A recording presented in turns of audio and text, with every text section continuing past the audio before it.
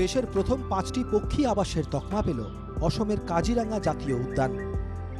2024 সালে বার্ড সেন্সারের পর এলো এই সুখবর। গত 9 জানুয়ারি থেকে শুরু হয়েছিল বার্ড সেন্সারের কাজ। এতে দেশের বিভিন্ন প্রান্ত থেকে আসেন পক্ষী বিশেষজ্ঞরা। বিভিন্ন এনজিও ও কলেজের ছাত্রছাত্রীরা অংশ নেয়। কাজিরাঙ্গা জাতীয় উদ্যানের প্রায় 2 শতাধিক জলাশয়ের মধ্যে 115টিতে জরিপ চালানো হয়। বার্ড সেন্সারে পাওয়া গেল 84,839টি জলজ পাখির সন্ধান।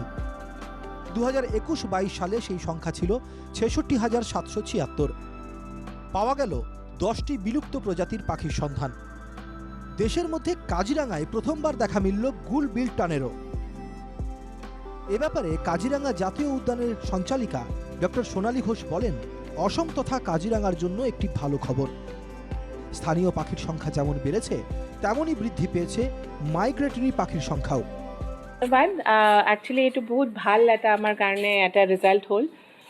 এবাৰ আমাৰ যিটো মেথড আমি ল'লোঁ, য'ত আমাৰ বাৰ্ড এক্সপাৰ্ট, আমাৰ লোকেল কলেজ ভলেণ্টিয়াৰ্ছ, তাৰপিছত এটা ছিংগল টাইমত কাউণ্টিং যিটো কৰা হ'ল, এইটোতে আমাৰ ডেটা কোৱালিটিটো খুব ভাল আহিছে। এতিয়া আমাৰ ফাৰ্ষ্ট যিটো আমি প্ৰিলিমিনাৰী ৰিজাল্টটো পালোঁ, তো তাতে আমাৰ 27% ইনক্ৰিজ আমাৰ যোৱা বছৰৰ পৰা। প্লাছ আমি অলমষ্ট 50% আমাৰ যিটো ৱেটলেণ্ডছ আছিলে সেইটো কভাৰ কৰিব পাৰিলোঁ। আমাৰ অলমষ্ট 200+ ৱেটলেণ্ডছ আছে, আমি 115ত ইয়াতে কৰিলোঁ। 2-3টা নতুন ৰেকৰ্ড। 2018 সালে প্রথমবার কাজিরাঙ্গায় বার্ড সেন্সার হয়। তখন 80টি প্রজাতির 10,412টি জলজ পাখির সন্ধান পাওয়া যায়।